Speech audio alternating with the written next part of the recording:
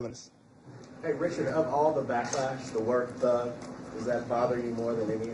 The only reason it bothers me is because it seems like it's the accepted way of calling somebody the N-word nowadays. You know, it's like everybody else said the N-word, and then they say thug, and they're like, oh, that's fine. And that's where it's kind of, you know, it kind of takes me aback, and it's kind of disappointing because they know what's the definition of a thug really. You know, can a guy on a football field just talking to people, you know, maybe I'm talking loudly and doing something, you know, talking like I'm not supposed to, but I'm not, you know, there was a hockey game where they didn't even play hockey. They just threw the puck aside and started fighting. I saw that and I said, oh man, I'm the thug? What's going on here? Jeez. So I'm really disappointed in being called a thug. How did the humble beginnings that you spoke of, how did that shape and influence the way that you play? Well, it really gave me a great base to understand that when you're doing something, when you're going out there and playing the game and doing that you came from, you didn't come from anything. You know, where you came from, not a lot of people eat every night. People don't eat every night. There's crime out there.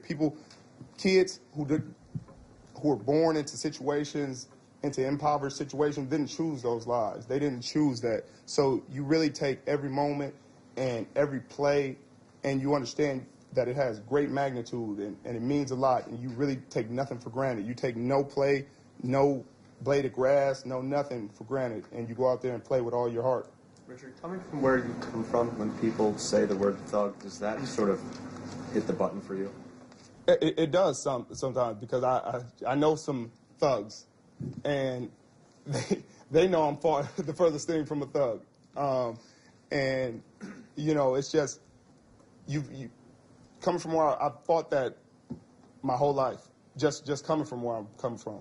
You know, just because you hear Compton, you hear Watts, you hear cities like that, you just think thug. He's a gangster. He's this, that, and the other.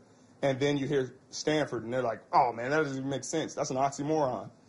And you fight it for so long, and to have it, you know, come back up and people start to use it again is really, it's frustrating.